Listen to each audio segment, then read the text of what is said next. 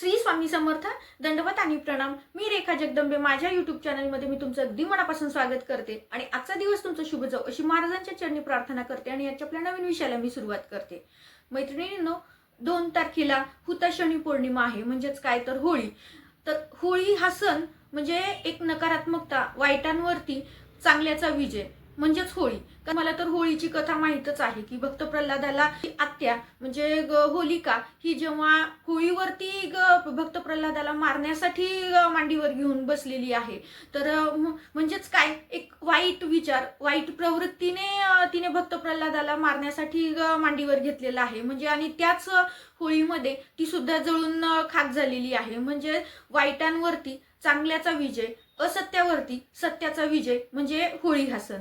तर या होळीच्या सणाच्या दिवशी काही आपल्याला उपाय, तोडगे करायचे असतात.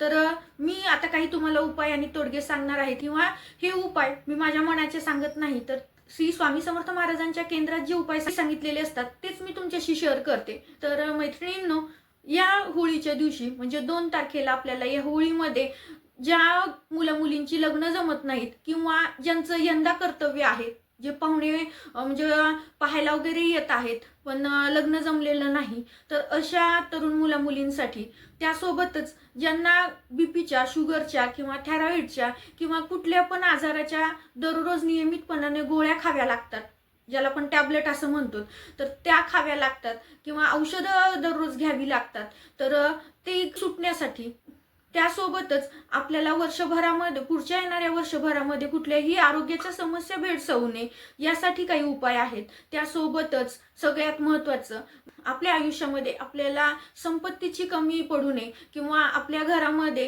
कुठल्याही वैभवाची कमी पडू नये. मग आता ते वैभव म्हटलं की फक्त आर्थिक संपत्तीच नाही, तर ज्या अष्टलक्ष्मी आहेत त्या अष्टलक्ष्मी आपल्या घरात नांदाव्यात. मग आता त्या अष्टलक्ष्मी, ऐश्वर्यलक्ष्मी, संतानलक्ष्मी, धनलक्ष्मी किंवा गजलक्ष्मी, या ज्या प्रकारच्या वेगवेगळ्या अष्टलक्ष्मी आहेत त्या सगळ्या अष्टलक्ष्मी आपल्या घरात नांदाव्यात. यासाठी काही उपाय आपल्याला या होळीकेच्या दिवशी, या होळीच्या दिवशीच करावयाचे असतात आणि हे उपाय आपल्याला वर्षातून फक्त एकदाच करता येतात. त्यामुळे आवर्जून सगळ्यांनी करण्याचा प्रयत्न करा, पण श्रद्धा ठेवून हे उपाय करा. ज्यांची श्रद्धाच नाही त्यांनी फक्त उपाय करू नका. तर श्रद्धापूर्वक जर आपण उपाय केले तर निश्चितच ते आपल्याला फलदायी ठरतात. त्यामुळे पहिल्यांदा तुम्ही ह्या सगळ्या उपायांवरती, ह्या सगळ्या तोडग्यांवरती एक श्रद्धा ठेवून तुम्ही हे जर तोडगे केले तर निश्चित तुमच्या आयुष्यामध्ये ह्याचे परिणाम तुम्हाला सकारात्मक पाहायला मिळतील. तर चला आता आपण पाहूयात की या होळीच्या दिवशी सगळ्यात पहिल्यांदा यंदा कर्तव्य असणाऱ्यांचा उपाय कोणता आहे, किंवा तरुण मुलींसाठी म्हणजे जे लग्नासाठी तयार आहेत किंवा ज्यांची यावर्षी लग्न करायची आहेत, तर त्यांच्यासाठी हा उपाय आहे. मैत्रिणींनो, हे सगळे उपाय प्रत्येकाने वैयक्तिक आपापल्यासाठी करावयाचे आहेत. आईने मुलांसाठी, मुलांनी आईसाठी असं कुठलाही प्रकार नाही, किंवा पत्नीने पतीसाठी असं करायचं नाही, तर प्रत्येकाने वैयक्तिक हे उपाय करायचे आहेत. तर आपल्याला 7 हळद कुंड घ्यायचेत, अखंड हळद कुंड घ्यायचेत आणि ते हळद कुंड आपल्या डोक्यावरून 7 वेळेस आपल्याला फिरवायचेत. म्हणजे काय, थोडक्यात उतारा करून घ्यायचाय. 7 हळकुंड उजव्या हातात घ्यायचेत आणि आपल्याला क्लॉकवाईज दिशेनं म्हणजे सरळ दिशेने आपल्याला 7 वेळेस आपल्यावरून फिरवायचेत आणि त्या अग्निदेवतेला आपल्याला पाया पडायच्यात की माझ्या आयुष्यामध्ये असा योग्य सुवर यावा किंवा योग्य मुलगी आपल्याला मिळावी, यासाठी हा उपाय करायचा आहे. आणि मग ते 7 हळकुंड त्या अग्नीमध्ये आपल्याला अर्पण करून टाकायचे. मग ते तुम्ही घरी तुम्हाला तिथं जाऊन जर उतारा करावा वाटत नसेल तर तुम्ही घरी उतरून घ्या आणि मग ते घेऊन जाऊन ज्यावेळेस तुम्ही पूजेसाठी जातो तर त्यावेळेस ते सगळं तुम्ही त्या अग्नीमध्ये टाकून द्यायचं आहे. तर हा उपाय करताना फक्त डोक्यामध्ये एखाद्या विशिष्ट मुलाशी किंवा विशिष्ट मुलीशी लग्न व्हावं म्हणून हा उपाय करू नका. तर फक्त योग्य जोडीदार आपल्याला मिळावा की ज्याने आपल्याला समजून घेतलं पाहिजे, जो आपल्या सुखदुःखामध्ये रुची दाखवून आपल्या सोबत राहील, असा योग्य जोडीदार निवडण्यासाठी तुम्ही हा उपाय करा. तर निश्चित तुमच्या आयुष्यामध्ये एक चांगला सुयोग्य तुम्हाला जोडीदार मिळेल, जो तुम्हाला सुखदुःखामध्ये तुमच्या सोबत राहील. नंतर दुसरा उपाय आहे की ज्यांना सतत किंवा नियमित दररोज 2 टाइम किंवा 3 टाइम किंवा एखादा टाइम का होईना पण रोज गोळ्या घ्याव्या लागतात, टॅबलेट घ्याव्या लागतात किंवा एखादं औषध घ्यावं लागतं. तर आता धावपळीचा काळ आहे आणि आहारावरती म्हणजे आहाराचे कुठलेही नियम आपण आता सध्या पाळत नाही. तर त्यामुळं वेगवेगळे आजार कमी वयामध्येच आपल्याला जडतात. तर मग त्यामध्ये शुगर असो, किडनी स्टोन असो किंवा बीपी असो, मग कुणाला थायरॉइड असो, आता प्रत्येकाच्या शरीरयष्टीनुसार पण कमी वयामध्ये सगळ्यांना आजार झालेले पाहायला भेटतात. ह्या गोळ्या औषध त्यांच्या जाण्यासाठी किंवा आता बीपीची गोळी लागली, शुगरची गोळी लागली की आपल्याला ती मरेपर्यंत घ्यावीच लागते असं डॉक्टरांचं मत असतं. परंतु हा उपाय केला म्हणजे तुमचा पूर्ण आजार बरा होईल असं नाही. तर त्या आजारामुळे जे तुम्हाला काही त्रास होतात त्याची जी तीव्रता आहे ते निश्चित ह्या उपायाने कमी होऊ शकते. जर तुम्हाला जास्त पॉवरच्या गोळ्या घ्याव्या लागत असतील तर कमी पॉवरच्या घ्याव्या लागतील, म्हणजे इथपर्यंत तुमचा आजार बरा होऊ शकतो. तर म्हणून हा उपाय आवर्जून करा, पण श्रद्धापूर्वक करा. या उपायासाठी आपल्याला काही साहित्य लागणार आहे. तर ते साहित्य म्हणजे एक काळं वस्त्र घ्या, त्या काळ्या वस्त्रामध्ये 5 गोमती चक्र घ्या, 5 पिवळ्या रंगाच्या कवड्या घ्या आणि तुम्हाला जी काही गोळी आहे जी तुम्ही नियमित घेतो ती एक गोळी टाकायची आहे. मग ती बीपीची असो, शुगरची असो किंवा त्या दोन्ही असतील तर ज्या ज्या आजारासाठी तुम्ही गोळ्या घेताय त्या आजाराच्या गोळ्या त्यात टाकायच्यात. जर तुम्ही लिक्विड स्वरूपात औषध घेत असाल तर त्याचे 2 थेंब सुद्धा त्या काळ्या वस्त्रावरती टाकायचे आणि ह्याची पोटली बांधून ती आपल्या डोक्यावरती 7 वेळेस उतरून घ्यायची. आणि हे जे उतरलेलं सगळं साहित्य आहे, ही काळ्या रंगाची जी आपण एक पोटली बनवलेली आहे ती अशीच आपल्याला होळीच्या अग्नीमध्ये दहन करून टाकायचं आहे आणि होळीला विनंती करायची की मला ह्या आजारापासून, ह्या गोळ्यांपासून, म्हणजे ह्या गोळ्यांचा मला कंटाळा आलेला आहे तर त्या माझ्या कमी व्हाव्यात म्हणून विनंती करायची. आणि निश्चितच तुम्हाला त्याचे सकारात्मक परिणाम सुद्धा पाहायला भेटतील. त्यानंतर तिसरा उपाय आहे, हा उपाय झाला ज्यांना आजार आहेत आणि जे गोळ्या औषधं खातात त्यांच्यासाठी. परंतु आता पुढचा उपाय आहे जो सदृढ व्यक्तीसाठी, फक्त आपण निरोगी असावं, आपल्याला कुठल्याही भविष्यात त्रास होऊ नये किंवा एखाद्या आजारी जरी व्यक्ती असेल तर ते आजारातून बाहेर पडावं, यासाठी हा उपाय करायचा आहे. तर त्यासाठी आपल्याला आपल्या उजव्या हातामध्ये 7 लवंग घ्या आणि त्यासोबतच त्या आरती कापुराची म्हणजे 2 आरती कापुराच्या वड्या घ्या. भीमसेन आरती कापूर असेल तर अतिउत्तम, नसेल तर जो कोणता कापूर आहे तुमच्या घरामध्ये तो कापुराच्या वड्या हातात घ्यायच्यात आणि त्यामध्येच 4-5 लिंबाची पानं सुद्धा घ्यायची आहेत. मग तुम्हाला 5-7 लिंबाची पानं भेटो किंवा 2 लिंबाची जरी पानं भेटली तरी सुद्धा ठीक आहे. ते सगळं एकत्र घ्यायचे आणि ते आपल्या डोक्यावरून उतरून घ्यायचे किंवा आपल्यावरून उतरून घ्यायचे. ते सुद्धा आपल्याला 7 वेळेस उतरून घ्यायचे आणि ते आपल्याला अग्नीमध्ये, होळीच्या अग्नीमध्ये दहन करायचं आहे. म्हणजे हे उतरताना आपल्या मनामध्ये आपल्याला विचार करायचा आहे, माझं वर्षभर आरोग्य चांगलं राहावं किंवा मला एखादा आता कुठले आजार असेल किंवा कुठल्या गोष्टींचा त्रास होत असेल तर तो त्रास माझा कमी व्हावा म्हणून म्हणजे हा विचार करत आपल्याला ते आपल्यावरती उतरून त्या अग्नीमध्ये त्याचं दहन करायचं आहे. हे झालं आपल्याला काही आजार असेल तर तो आजार जाण्यासाठी किंवा आपल्याला वर्षभरामध्ये आजार होऊ नये ह्यासाठी. त्या कारण असं म्हणतात की हेल्थ इज अ वेल्थ, आरोग्य हीच संपत्ती आहे. तर ह्या आरोग्याचं जतन होण्यासाठी, या आरोग्याची काळजी घेणं आपल्याला गरजेचं असतं.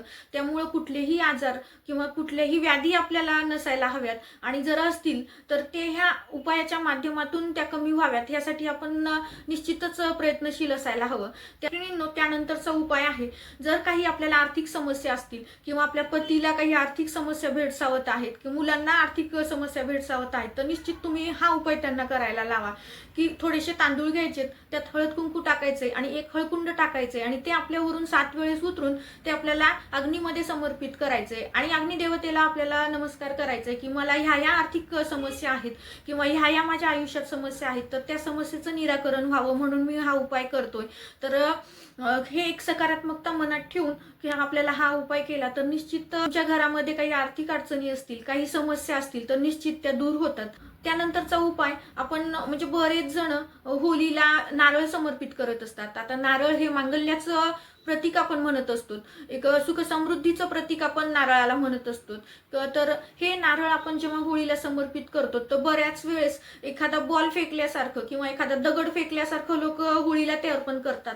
तर तसं करायचं नाही, कारण म्हणजे नारळाला आपल्या पूजेच्या साहित्यात महत्त्वाचं स्थान आहे आणि नारळ हे एक आपण मांगल्याचं प्रतीक म्हणतो. आणि लक्ष्मी प्राप्तीसाठी, आर्थिक समस्या आपल्या दूर करण्यासाठी जेव्हा आपण होळीला नारळ अर्पण करतो तर त्यावेळेस ते नारळ अर्पण करताना आपण हातामध्ये व्यवस्थितरित्या नारळ घ्यायचे.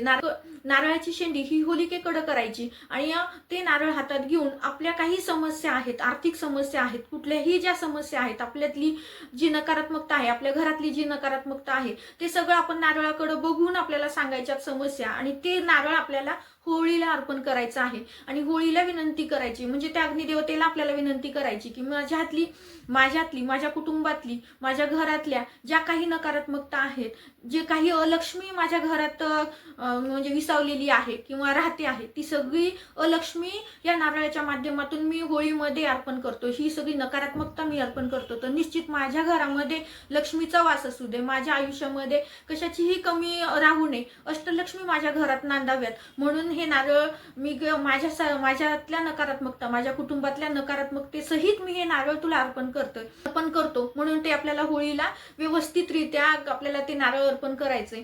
नारळ आता होळीचा अग्नी, होळी जर मोठी असेल तर निश्चितच म्हणजे आपल्याला चटके बसू शकतात. त्यामुळं जर शक्य असेल तर दोन्ही हातांनी ते तुम्ही समर्पित करा आणि जर शक्य नसेल तर उजव्या हातामध्ये ते नारळ घेऊन ते तुम्ही होळीमध्ये दहन करायचंय. पण असं बॉलसारखं, दगडासारखं त्या नारळाला फेकायचं नाही. उपाय करताना सुद्धा जागरूकतेने आणि श्रद्धापूर्वक हे उपाय करायचे आहेत. सोबतच आणखीन एक केंद्रात सांगितला जातो तो उपाय म्हणजे जर आपल्या घरामध्ये आपल्याला काही कीटकांचा त्रास होत असेल, पाली, झुरळ, काही प्राण्यांचा जर आपल्याला त्रास होत असेल, तर असं म्हणतात की या होळीच्या अग्नीमध्ये जर ते प्राणी आपण टाकले तर त्या प्राण्यांचा आपल्याला त्रास होणार नाही. तर ते प्राणी टाकायचे म्हणजे जिवंत टाकायचे नाही, तर गव्हाच्या कणकेपासून ज्या काही प्राण्यांचा आपल्याला त्रास होतो ते प्राणी बनवून घ्यायचे. आता कसं बनवायचंय ते आता तुम्ही तुमचं बनवून घ्या.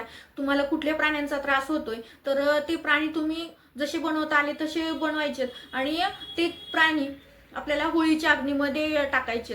निश्चित आपल्याला पुढच्या वर्षभरामध्ये त्या प्राण्यांचा त्रास होणार नाही आणि हे उपाय आपल्याला वर्षभरातून एकदाच करावायचे असतात. त्यामुळं श्रद्धापूर्वक उपाय करा तर निश्चित तुमच्यातल्या घरातल्या नकारात्मकता जातील, तुमच्या आरोग्याच्या समस्या मिटतील, तुमच्या लग्नाच्या समस्या मिटतील, त्यासोबतच अष्टलक्ष्मी तुमच्या घरात नांदेल, ही काही शंका नाही. त्यामुळं आवर्जून श्रद्धापूर्वक हे उपाय करा.